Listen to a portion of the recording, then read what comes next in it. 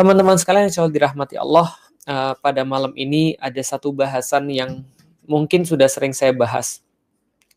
Tapi karena ini ada satu momen, bukan satu momen sebenarnya, tapi momen yang kemudian kita bisa jadikan sebagai sebuah introspeksi, momen yang bisa kita jadikan sebagai sebuah sebagai sebuah titik awal, titik mula, di mana kita membahas tentang happiness atau membahas tentang kebahagiaan ini.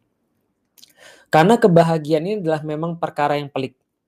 Orang banyak yang nyari, tapi sedikit sekali yang menemukan. Kenapa? Karena bisa jadi mereka nyari di tempat yang salah, atau mereka justru konsep tentang kebahagiaan itu sendiri mereka sudah salah sejak awal. Sehingga cara nyarinya pun juga salah, dan yang dicari pun juga salah.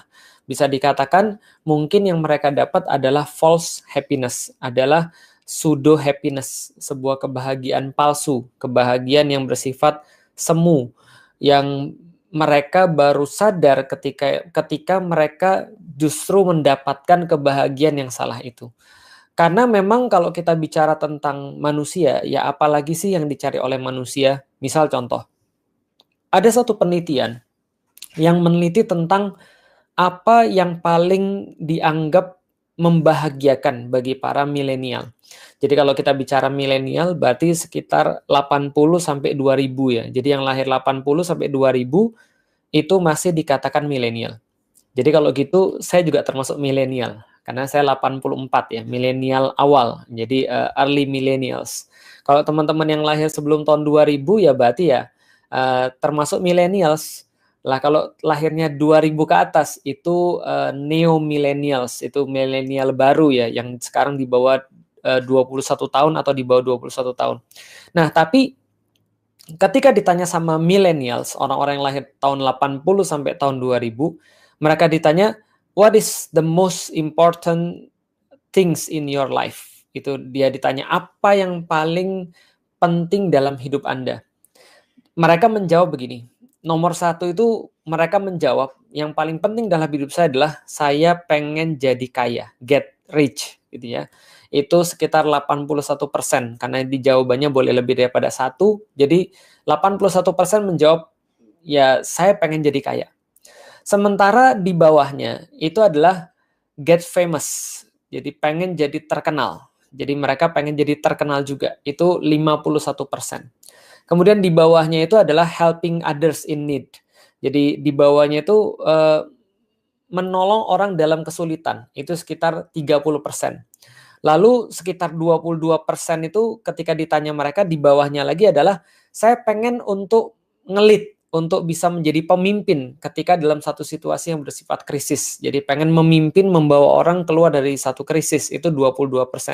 Dan 10%-nya adalah menjadi lebih spiritual. Jadi menjadi lebih spiritual. Dan ini ternyata angkanya turun jauh dibandingkan generasi sebelumnya. Generasi sebelum milenial itu ya generasi apa ya? Generasi X ya berarti ya. Generasi sebelum milenial itu mereka pengen jadi lebih spiritual walaupun tetap di nomor terakhir itu, tapi sekitar 30%. Nah, ini tinggal 10%. Sedangkan target utama mereka adalah pengen jadi kaya dan pengen jadi famous. Pengen jadi punya banyak uang dan pengen terkenal. Karena terkenal sama dengan uang, dan uang sama dengan terkenal. Nah, itu sebenarnya ya dua hal yang mungkin saling membantu ya. Tapi teman-teman sekalian, sebenarnya kalau kita lihat tentang uang dan tentang famous, ternyata ini juga nggak menjamin orang dapat bahagia. Saya pernah cerita, pernah ada kisah orang bunuh diri. Bukan pernah ada kisah, banyak kisah orang bunuh diri itu ternyata bukan hanya orang miskin yang bunuh diri. Jadi kalau teman-teman lihat ada yang bunuh diri, gantung diri karena nggak mampu untuk menafkahi anaknya, ngasih makan anaknya, lalu dia bunuh diri banyak. Ada banyak utang bunuh diri ya juga banyak. Tapi menariknya adalah ternyata nggak sedikit juga orang-orang yang kaya itu bunuh diri. Contoh misalnya, teman-teman search saya tuh di Korea gitu ya, di Jepang gitu ya, yang negara-negara yang paling banyak bunuh dirinya itu, yang harapan hidupnya itu sangat rendah itu, mereka hal-hal sederhana tuh membuat mereka bunuh diri. Dan kadang-kadang bukan kadang-kadang, seringkali yang bunuh diri ini adalah orang yang justru punya jabatan yang tinggi, punya pendapatan yang nggak sedikit, bahkan setahu saya pernah saya search itu CEO-nya Hyundai itu pernah bunuh diri. Jadi loncat dari gedung lantai berapa, 30 atau 40 gitu ya. Dan itu bukan sendirian. Ada artis yang bunuh diri, ada kemudian pengusaha yang bunuh diri, ada orang yang punya segala-galanya lalu bunuh diri, dan seterusnya. Uh, saya mikir mungkin gini ya, mereka tuh mungkin mikir ya, apa ya yang saya belum ada ya? Anak punya gitu ya. Lalu kemudian apa lagi? Duit banyak, mobil berderet, rumah lebih daripada satu, deposito banyak. Apa yang saya belum punya ya? Jabatan, anak buah banyak. Apa yang belum saya punya ya? Kayaknya mati deh belum. Terus mereka loncat. Nggak tahulah apa yang di dalam kepala mereka. Tapi yang jelas teman-teman sekalian, kita bisa lihat bahwa ternyata nggak semua orang yang miskin itu yang bunuh diri. Atau bunuh diri itu nggak semua orang miskin. Tapi ternyata orang kaya juga banyak yang bunuh diri. Jadi kalau gitu kita bisa lihat kaya belum tentu bahagia. Kalau gitu apakah orang terkenal itu bahagia? Belum tentu juga. Sebelum kasus-kasus ke belakang ini saya sudah cerita. Saya tuh punya banyak kenalan artis. Dan ketika ngobrol sama mereka, kebanyakan di antara mereka itu nggak semua, tapi kebanyakan itu merasa kosong. Merasa empty inside. Merasa mereka disconnect. Merasa mereka itu galau. Merasa mereka itu kayak, saya ini ngapain ya? Kosong, empty gitu kan ya. Gabut dan seterusnya. Kenapa? Karena mereka itu merasa seolah-olah mereka tuh harus memuaskan orang terus, harus senyum terus, ketika di kamera dengan di luar kamera berbeda jauh. Jadi ketika action itu langsung jadi orang yang berbeda. Tapi ketika kamera dimatiin mereka jadi orang yang benar-benar ya galau, mereka jadi orang yang benar-benar kosong gitu kan ya. Mereka jadi orang yang benar-benar nggak punya harapan hidup dan seterusnya. Sehingga beberapa di antara mereka ini mencari kebahagiaan di tempat-tempat yang lain. Ada yang mencari kebahagiaan daripada melihara binatang, gitu kan ya. Lalu kemudian mencari kebahagiaan daripada pergaulan bebas, seks bebas. Ada yang mencari kebahagiaan dia cari mungkin ini ada pada narkoba, lalu kemudian dia makan narkoba. Lalu kemudian ada yang mencari kebahagiaan pada segala sesuatu yang lain yang itu mungkin di luar pikiran kita. Tapi yang jelas teman-teman sekalian, ternyata kita pikir kalau seandainya famous itu adalah sebuah kebahagiaan. Ternyata yang sudah famous itu justru tidak merasa bahagia atau tidak merasa seperti yang orang nggak famous pikir. Maka kaya belum tentu bahagia. Famous juga belum tentu bahagia. Terkenal juga belum tentu bahagia. Jadi bahagia itu apa?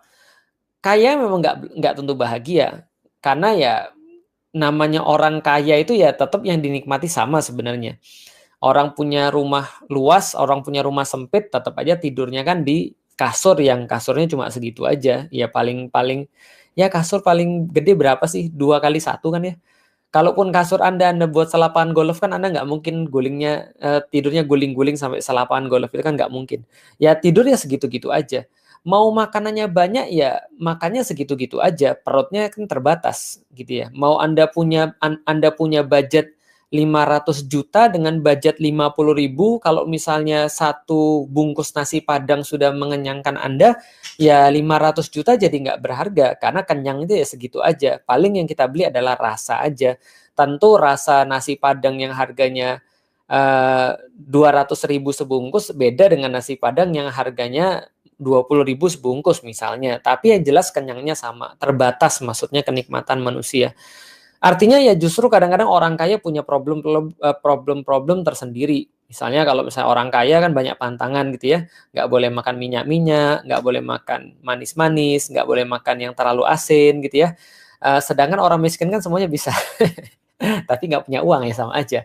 Tapi yang jelas yang mau saya sampaikan adalah teman-teman sekalian, ternyata bukan kaya atau miskin yang menyebabkan orang itu jadi bahagia.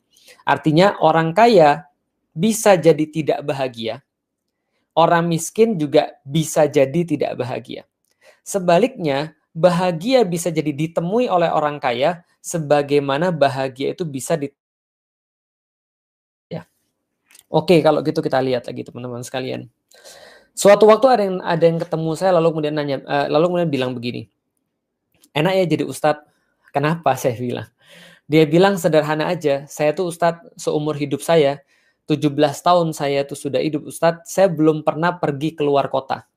Saya cuma di sini-sini aja. Dan saya lihat itu Ustadz selalu pergi kemana-mana. Hari ini bisa jadi ada di Makassar, besok bisa jadi sudah di Bandung, lalu kemudian lusa pergi ke Jakarta, pekan depannya pergi lagi ke Balikpapan, lalu kemudian besoknya ada di Medan, lalu kemudian bulan depannya ada di Istanbul, lalu pergi lagi ke Amerika, ke Jerman, dan seterusnya. Enak ya Ustadz, bisa keliling-keliling dunia dan keliling-keliling Indonesia. Lalu saya tanya lagi, yang kamu maksud enak tuh ya, misalnya apa lagi selain itu? Dia bilang ya bisa naik pesawat, bisa kemudian pergi nginep di hotel dan segala macam. Dalam hati saya tuh kayak agak gini, ya Allah, kalau aja orang itu tahu. Kenapa? Karena pernyataan dia itu adalah pernyataan yang jelas-jelas menunjukkan bahwa dia nggak pernah pergi keluar kota. Jadi orang yang belum pernah merasakan itu cenderung mengira bahwa semua itu adalah indah dan enak dan dan ya bahagia, seneng. Tapi orang yang sudah menjalani itu belum tentu mendapatkan kebahagiaan di situ. Yang belum pernah naik pesawat, nyangka naik pesawat itu enak. Yang sudah sering naik pesawat menganggap pesawat itu adalah sebuah siksaan. Kenapa? Kayak saya. Saya ketika pernah satu waktu ketika setahun itu sampai hampir sekitar 60 sampai 70 kali flight gitu ya. Dalam setahun itu jadi 60 sampai 70 kali flight. Jadi ya coba aja dibagi. Mungkin sepekan bisa 2 sampai 4 kali flight gitu ya. Itu saya merasa benar-benar stres. Saya merasa ketika saya harus pergi ke rumah, sudah kemas-kemas barang, lalu kemudian pergi naik taksi atau pergi naik mobil ke bandara, itu rasanya sudah nggak karuan. Kenapa nggak karuan? Karena saya pengennya di rumah. Karena saya pengennya sama istri. Karena saya pengennya sama anak-anak. Bagi saya tempat terbaik itu adalah di rumah, bukan di luar kota. Setiap kali pergi keluar kota, saya harus memaksa diri saya untuk melangkahkan kaki saya sampai ke bandara, kemudian terbang, lalu kemudian lupa dengan rumah sementara, sebelum kemudian setelah semalam saya di hotel, saya kangen lagi di rumah dan mikirin mereka. Itu bagi orang-orang yang sering bepergian. Cek sama orang-orang yang sering bepergian. Mereka sebenarnya senang nggak sih dengan bepergiannya? Walau bisawab ya, kalau saya merasa rumah saya itu ya di rumah. Jadi saya tuh nggak merasa nyaman ketika saya berpergian. Orang merasa bahwa naik pesawat itu enak. Orang yang sering naik pesawat merasa itu nggak enak. Orang ketika belum pernah pergi ke luar negeri, merasa pergi ke luar negeri itu menyenangkan. Orang yang sudah sering pergi ke luar negeri itu sudah jadi kayak kewajiban. Dia berubah jadi beban. Nih saya mau kasih tahu teman-teman sekalian. Contoh lagi ya misalnya. Bahagia itu tidak sama dan nggak bisa distandarin. Makanya orang Jawa bilang, Orep ki mong sawang sinawang. Jadi hidup ini kayak sawang sinawang, cuma sekedar memandang saja. Kita memandang orang lain enak, orang lain memandang kita enak. Hidup ini cuma sekedar sawang sinawang, cuma sekedar memandang. Contoh ya, saya mau kasih tahu tentang kebahagiaan yang saya rasakan itu nggak sama. Contoh ya misalnya, dulu ketika saya sama istri saya, waktu itu gaji saya masih 2 juta per 2 bulan. Jadi saya ngajar di salah satu sekolah tinggi. Saya ngajar itu dapat gaji 2 juta per 2 bulan pada tahun 2007 kalau saya nggak salah. 2006 atau 2007 berarti. 2007 saya ngajar dapat 2 juta per 2 bulan. Antum bisa bayangin. Di Jakarta tahun 2007, di saat pada waktu itu gaji rata-rata untuk bisa hidup normal sekitar 5 juta, gaji saya 2 juta per 2 bulan. Tapi ya gimana lagi ya, udah kita atur lah. Kita atur, ada pemasukan dari sini, pemasukan tambahan dari sono. Akhirnya saya tuh sama istri, itu punya waktu namanya waktu makan di luar. Dia nggak usah masak, kita pengen makan di luar. Karena saya sudah pernah cerita, setiap hari itu pagi-pagi istri saya nyiapin sarapan. Dan sarapan yang sama itu akan dibungkus untuk makan siang. Sarapannya setiap hari sama selama hampir 2 tahun. Itu nasi goreng dikasih kentang gitu ya, dengan bumbu yang kadang-kadang beda-beda tapi rasanya hampir sama, nasi goreng kentang. Dan setiap sebulan sekali kita nyisin duit 50.000 untuk pergi ke restoran untuk makan berdua, sebulan sekali. Dan itu Masya Allah, Itu rasanya seneng banget. Kita bawa Alila yang masih kecil gitu ya. Alila belum ada ya 2007. 2007 kita pergi berdua gitu kan ya, naik motor, lalu kemudian makan di satu restoran, bisa pesan paket dengan duit 50.000 itu, lalu dapatlah ayam, dapatlah sayur, sama dapatlah ayam dalam bentuk yang lain gitu ya. Di satu restoran tuh rasanya seneng banget. Kita tuh makan udah rasanya kayak apa ya, kayak di film-film gitu lah, candlelight dinner gitu ya, walaupun nggak ada candlenya ya, tapi kita merasa sangat happy, kita merasa ini masakan enak banget gitu kan. Kalau misalnya kayak di anime-anime itu ya makanya sampai nangis gitu ya. Kenapa? Karena uh, kita benar-benar menghargai momen itu. Kita benar-benar merasa itulah momen pengikat di antara kita. Ya pacaran setelah nikah lah, momen-momen romantis berdua lah, kira-kira begitu. Dimana hari-hari yang lain mungkin kita harus ngais-ngais untuk makan satu padang berdua. Ini serius, bukan kiasan. Makan nasi padang satu untuk berdua. Tapi setiap sebulan sekali kita menemukan kenikmatan dan menemukan kebahagiaan di situ. Waktu berlalu terus-menerus setelah saya kemudian kerja ngajar di sekolah tinggi, lalu kemudian setelah itu saya mulai bantu-bantu bapak gitu ya. Lalu kemudian digaji sama bapak saya 5 juta per bulan. Alhamdulillah naik derajat gitu ya, dari 2 juta per 2 bulan jadi 5 juta per bulan. Ketika gaji saya 5 juta per bulan, kita naik derajat dong. Sekarang makannya bukan lagi yang 50.000, ya toh juga nggak ada 50.000 lagi menu waktu itu. Akhirnya kita coba makan di tempat yang lain yang lebih tinggi. Kita mulai makan yang 60.000, mulai makan yang 70.000. Kadang-kadang kita juga tetap makan yang 50.000 itu. Tapi yang menarik ketika penghasilan saya nambah lagi, meningkat lagi, lalu kemudian berkembang lagi. Di satu waktu, di beberapa tahun berikutnya, ketika penghasilan kita juga sudah berlipat-lipat daripada awal, yang 2 juta per 2 bulan itu, lalu kemudian kita makan di tempat yang sama lagi, yang 50.000 itu. Walaupun harganya juga sudah bukan 50.000 lagi. Pas kita makan, kita bilang gini, kok makanannya nggak enak ya? Ini kayaknya kokinya ganti deh. Ini kayaknya chefnya ganti deh. Kok bisa gitu ya? Kita jadi mikir, kenapa? Oh, kita baru ngerti. Oh, rupanya Allah itu bisa mencabut kenikmatan. Allah itu bisa mencabut kebahagiaan.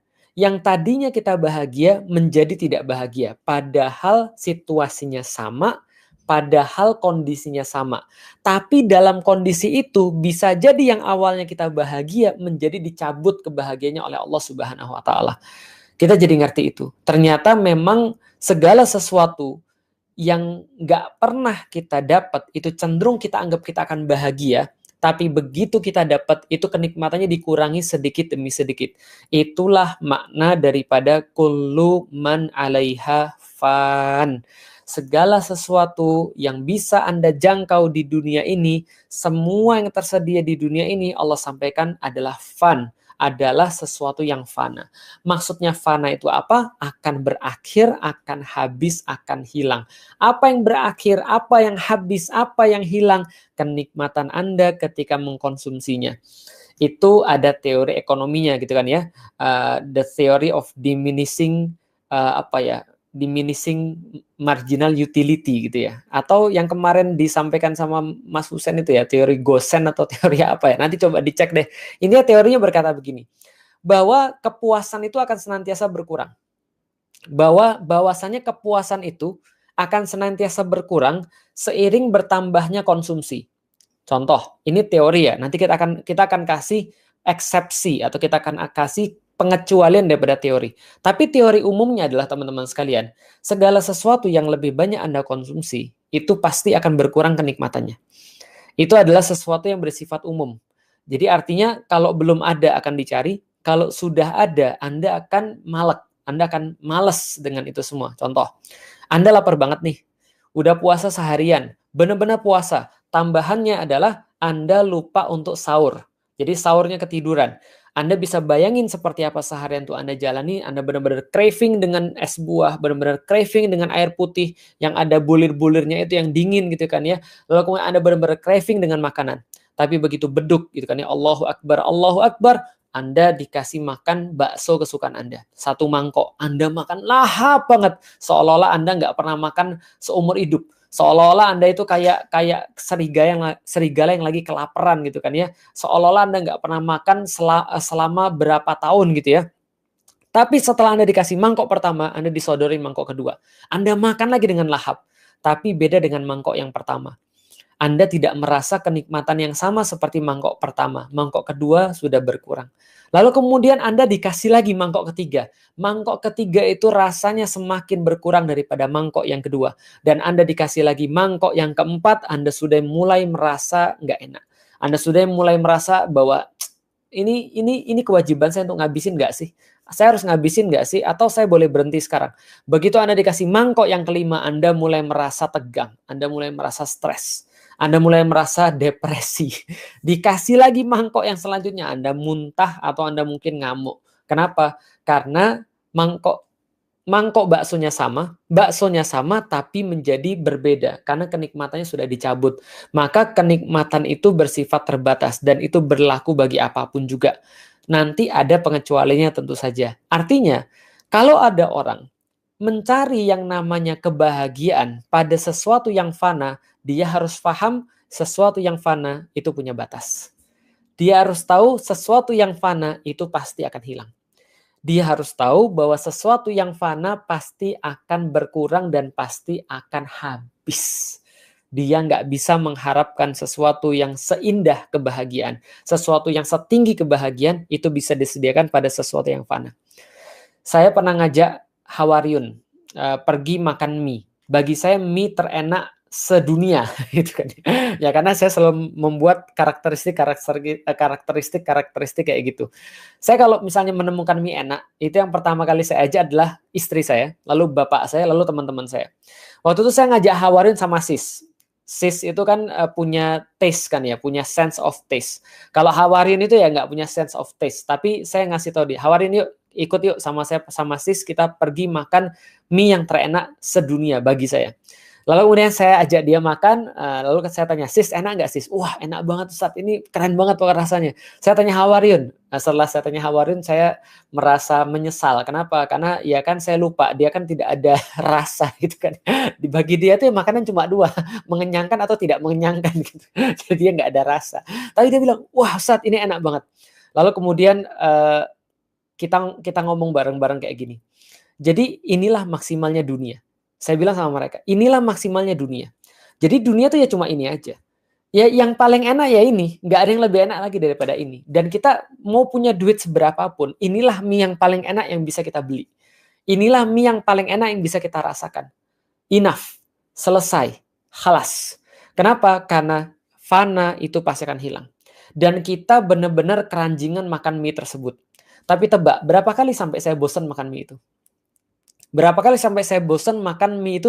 Jadi gini, kita suka mie itu, lalu kita tiap hari makan itu, tebak sampai berapa hari kita bosan? 2 hari, 3 hari, 4 hari, 5 hari, seminggu. Saya rasa nggak akan ada yang lebih daripada seminggu. Itulah namanya fana. Fana itu pasti akan hilang. Jadi kalau dia ngarep, kebahagiaan itu akan datang daripada segala sesuatu yang bersifat duniawi, Anda sudah salah sejak awal. Anda sudah gagal sejak awal. Fail from the start. Kenapa? Karena dunia tidak didesain untuk bisa mencapai level kebahagiaan.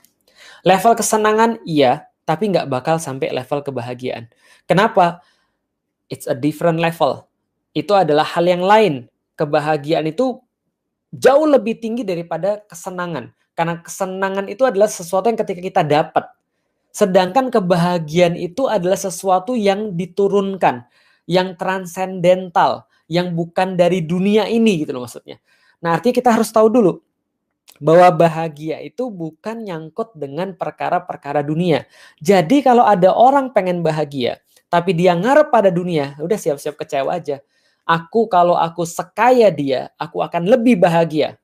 Siap-siap kecewa. Kalau aku punya seperti yang dia punya, aku pasti lebih bahagia. Siap-siap kecewa. Kalau aku sepinter dia, mungkin aku akan lebih bahagia. Siap-siap kecewa. Kan ada lagunya tuh. would you be happier gitu kan ya. Jadi lupa saya lagunya. Pokoknya kayaknya kira-kira gitulah. Apakah kamu merasa lebih bahagia kalau sekarang kamu lebih kaya? Kamu apakah lebih bahagia kalau kamu punya lebih banyak anak? Apakah kamu lebih bahagia kalau kamu lebih punya banyak mobil? Apakah kamu lebih bahagia kalau kamu rumahnya lebih besar? Belum tentu. Kenapa? Karena kalau dia ngarepin bahagia pada dunia, kan sudah kita jelasin, semua dunia itu pasti akan hilang. Dunia tidak dirancang untuk bisa memberikan Anda kebahagiaan.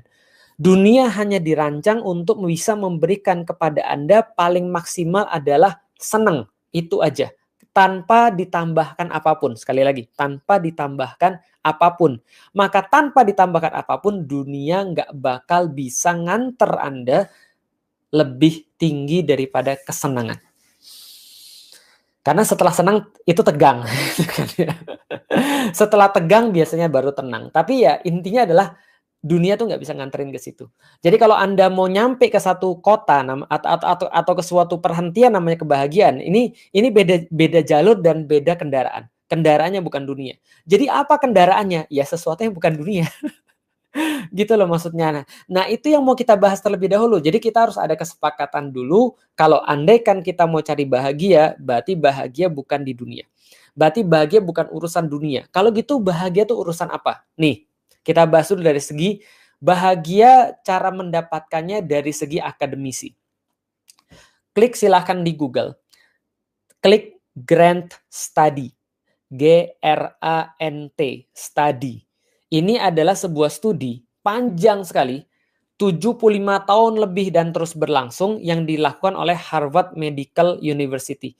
Jadi Harvard University bagian medical. Mereka membuat satu penelitian, satu studi panjang tentang happiness, tentang kebahagiaan.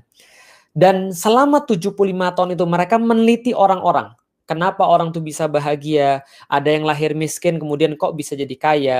Ada yang lahir miskin kok kemudian kenapa jadi miskin juga? Ada yang lahir kaya kenapa dia jadi miskin? Kenapa dia tetap jadi kaya? Kenapa ada orang yang mati cepat dan ada orang yang matinya lama?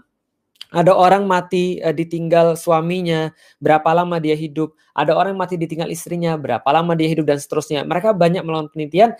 Intinya mereka mengatakan bahwa orang yang lebih bahagia itu harapan hidupnya lebih panjang. Itu secara penelitian, ya iyalah jelas. Dan mereka mengatakan apa sih yang mempengaruhi kebahagiaan? Mereka sebut ada 3. Yang pertama adalah relationship.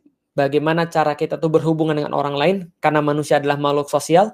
Maka kalau manusia itu tidak berhubungan dengan orang lain, dia bisa mati secara fisik gitu kan ya. Secara fisik benar-benar mati. Yang kedua adalah mereka katakan faith, yaitu adalah bagaimana orang itu punya satu keyakinan, punya satu standar dalam kehidupan dia, di mana dia senantiasa menilai dari situ, di mana dia punya satu kayak sandaran dalam kehidupan dia yang dia jadikan sebagai sebuah patokan daripada segala sesuatu di dalam hidup dia, cara pandang, way of life, prinsip hidup dan seterusnya. Yang ketiga adalah unsuccess, adalah sebuah hal yang bagaimana cara dia menghadapi kehidupan. Apa kata-kata dia pada diri dia sendiri? Bagaimana cara dia mengambil satu nilai? Apa yang dia lakukan ketika dalam satu kondisi tertentu? Bagaimana cara dia merespon terhadap sesuatu? Apa yang dia jawab ketika dia punya satu ujian atau punya satu persoalan? Bagaimana cara dia menjawabnya? Ini adalah unsuccess. Menurut mereka, itu adalah yang membuat manusia itu bahagia. Artinya, bahagia sekali lagi kalau menurut teori tadi berarti bukan masalah apa yang terjadi pada Anda, bukan tentang apa yang Anda punya, bukan tentang apa yang Anda tidak punya, bukan tentang apapun itu semua, tapi bahagia adalah tergantung cara kita merespons keluar. Menurut Harvard University. Kalau gitu menurut Islam kira-kira gimana? Menurut Islam, saya sudah pernah sampaikan ayat ini dalam bab alihkan dan simpangkan. Saya sampaikan teman-teman sekalian ada beberapa ayat. Yang pertama adalah wamal hayatud dunya illa mataul ghurur. Tidaklah dunia ini kecuali hanya tipuan dan kesenangan kesenangan fata morgana. Yang sudah kita sampaikan kullu man 'alaiha fan tadi, segala sesuatu itu fana, fata morgana. Allah katakan wamal hayatud dunya illa mataul ghurur. Allah sampaikan sebelumnya, tidaklah dunia ini cuma sekedar main-main, perlomba-lombaan, banyaknya anak, banyaknya harta, lalu kemudian seperti petani yang kemudian menanam tanaman, lalu kemudian berbuah, lalu setelah itu menjadi menguning, lalu mati, dan seperti itu Allah kemudian mengumpamakan dunia ini. cuma sekedar itu aja, daur yang kayak gitu-gitu aja, terus yang kayak menipu bagi orang-orang yang tertipu. Bagi orang-orang yang tertipu nanti akan ada hukuman, bagi orang-orang yang mau sadar bahwa ini cuma permainan belaka, dia akan memanfaatkan itu sesuatu yang lebih besar. Maka kemudian di dalam Islam, Allah sampaikan pertama, dunia ini memang fata morgana. Lalu di mana letak kebahagiaan? Allah sampaikan dalam surat yang lain, surat Al-Imran. Allah sampaikan, zuyyina linnasi hubus syahawati minan nisa wal banin wal qanatiril muqantarati minaz zahabi wa fiddati wal an'ami wal harth wal an'ami wal khailil musawwamati wal an'ami wal harth. Jadi kita ulangi. Zuyyina linnasi hubus syahawati minan nisa wal banin wal qanatiril muqantarati minaz zahabi wal fiddati wa khailil musawwamati wal an'ami wal harth. Zalika mata'ul hayatid dunya wallahu indahu husnul ma'ab. Allah sampaikan diberikan sebuah keindahan kepada kalian. Kalian tuh dijadikan senang, dijadikan punya syahwat, dijadikan punya suatu dorongan terhadap apa? Terhadap wanita, terhadap anak-anak, terhadap harta-harta berupa emas dan perak, berupa kemudian khailil musawwamah, berupa kendaraan, tunggangan, lalu kemudian an'am, ternak-ternak yang bisa beranak pinak, dan juga harth, dan juga sawah dan ladang. Semua itulah kesenangan-kesenangan dunia yang menipu tadi. Dan kalau Allah seolah-olah ingin mengatakan kalian itu memang didorongkan ke sono. Tapi itu tipuan. Tapi itu akan membuat Anda merasa hampa. Membuat Anda merasa kosong. Membuat Anda tuh merasa akan craving lagi. Itu semua akan justru membunuh Anda. Akan membuat Anda tuh merasa lebih haus lagi. Anda pikir itu bisa membuat dahaga Anda itu lepas. Tapi justru itu membuat Anda itu lebih dahaga lagi. Itu membunuh Anda. Kayak orang-orang yang kemudian naik di atas kapal, perahu, lalu kemudian dia merasa haus, lalu dia pikir air laut itu kalau dia minum bisa menghilangkan dahaga, padahal mempercepat kematian dia. Gitu loh maksudnya. Artinya Allah sampaikan itu semua menipu. Itu semua akan membuat Anda mati. It will kill you. Maka kemudian Allah katakan, wallah, benar-benar hanya pada Allah saja, indahu, di sisi Allah itu, husnul ma'ab. Ada sesuatu yang benar-benar Anda inginkan tempat kembali Anda. Yang benar-benar Anda inginkan tuh adanya di Allah, bukan ada di dunia itu. Karena dunia itu hanya akan membuat Anda lebih haus, membuat Anda lebih lapar, membuat Anda lebih menderita. Anda lagi putus cinta. Anda merasa kalau ada dia, lantas Anda akan lebih bahagia. Anda nangis, Anda kemudian sedih, Anda kemudian stres, Anda berharap pada orang, pada manusia. Itu dunia bukan? Dunia. Tapi sebenarnya kalau Anda lagi dalam kondisi seperti itu ya, stres gara-gara manusia, toh ketika nanti dia jadi milik Anda, itu tidak akan mengurangi dahaga dan tidak akan mengurangi kesedihan Anda. Anda akan lebih sedih lagi. Makanya orang bilang, too much love will kill you. Kenapa? Karena cinta yang tidak beralasan itu akan membunuh Anda. Kenapa bisa begitu? Karena orang yang jatuh cinta itu sudah kehilangan akal. Begitu kemudian terjadi sesuatu pada yang dicintai dan dia tidak bisa memaknai itu secara benar, dia jadi hancur, lebur. Artinya adalah apa? Kalau Anda bisa sedih gara-gara dunia, maka kalau Anda bisa sedih gara-gara kehilangan dunia, maka mendapatkan dunia itu bisa jadi jauh lebih membuat Anda hancur. Itu maksudnya, wallahu indahu husnul ma'ab. Di sisi Allah ada kebaikan, ada sesuatu yang Anda cari, yang Anda itu lupa. Bahwasanya kebahagiaan itu bukan ada pada dunia. Jadi kebahagiaan itu apa? Allah senantiasa menggandengkan kebahagiaan, ketenangan, kesejukan jiwa, yaitu dengan Allah. Misal contoh, Allah katakan, alladzi anzalna sakinatan fi qulubil mu'minin. Yaitu adalah Allah yang kemudian menurunkan sakinah pada diri kaum mukmin misalnya. Artinya adalah apa? Sakinah, kebahagiaan yang dicari oleh orang itu datangnya daripada Allah. Makanya kita bisa lihat dari situ, itulah jawaban dari atas semuanya. Oh, berarti ketika kita melihat dunia ini nggak bisa mengantarkan kita ke level bahagia, berarti kenapa? Karena bahagia itu bukan munculnya dari bumi naik ke langit, enggak. Langit yang nurunin bahagia. Paham nggak sih? Jadi Anda nggak bisa memanfaatkan dunia ini untuk bisa mencapai bahagia. Karena bahagia itu turun dari atas ke bawah. Allah katakan anzalna, Allah turunkan. Makanya Allah sampaikan dunia ini jangan terlalu dianggap serius. Allah sampaikan di dalam Al-Quran misalnya, wadrib lahum masalal hayatid dunya kamain. Sesungguhnya ambillah perumpamaan dunia ini kayak air. yang Allah turunkan, anzalnahu. Allah turunkan air ini dari atas ke bawah. Allah kasih dunia ini pada Anda. Allah kasih kenikmatan ini pada Anda. Tapi dia nggak bisa digunakan untuk mencapai bahagia. Karena dia seperti air. Ya air itu ya dari atas ke bawah. Dan ketika sudah di bawah, dia nggak bisa digunakan lagi untuk mencapai kebahagiaan itu. Dan jangan terlalu banyak. Pakai seadanya untuk bisa mencapai kebahagiaan. Kalau air itu kita gunakan sepantasnya, dan sebagaimana seharusnya, maka Allah akan turunkan kebahagiaan. Maka kebahagiaan sekali lagi cuma ada pada Allah. Itu di dalam Islam. Dan itu bisa menjawab juga seperti yang tadi diteliti oleh Harvard University.